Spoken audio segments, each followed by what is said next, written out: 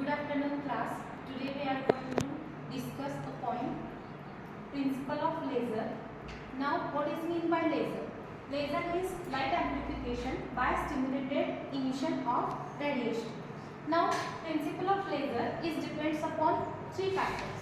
First factor is absorption, second factor is spontaneous emission and third factor is stimulated emission. Now we are going to discuss about first factor, that is absorption.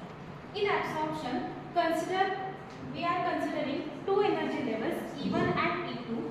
E1 is lower energy state and E2 is higher energy state. Here in diagram you can see E1 is ground state and E2 is excited state. That is, E1 is our lower energy state and E2 is our higher energy state. Now we are considering an atom in ground state. Now here as you can see, this is our atom in ground state. Now we are inserting a photon on that atom. We are giving h mu energy to that atom from ground state. That atom will absorb that energy and it will excite and went to a higher energy level, that is E2 level.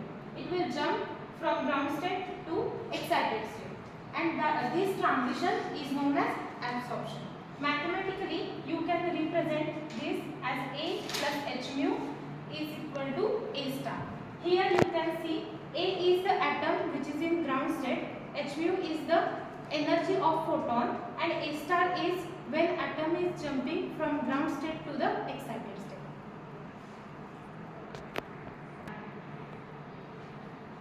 Now our second factor is spontaneous emission. In spontaneous emission, there is a natural tendency of the atom to have lowest energy configuration.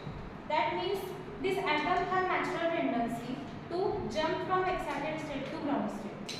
Hence, atom in the excited state does not stay for longer time. It comes to lowest state by giving excess energy h mu. Because when atom is going from ground state to excited state, in excited state it will be unstable for some time, after some time.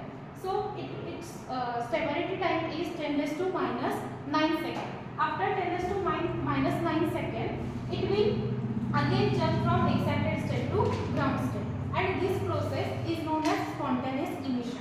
In spontaneous emission, this atom have natural tendency to come back to the ground state from excited state. And its time period into the excited state is 10 raised to minus 9 seconds. This is known as spontaneous emission, and mathematically we can represent this by this equation. After spontaneous emission, we are going to study about stimulated emission. In stimulated emission, a photon with energy h mu is allowed to incident on excited state atom. It brings excited state atom to downward direction, transition, and release energy in the form of photon. This type of emission is known as stimulated emission. That means we are going to considering an atom in excited state and we are giving energy of h mu to that atom. After absorbing that energy, it firstly have energy of h mu from going to ground state to excited state, and here in stimulated emission it will again get energy h mu which is we are giving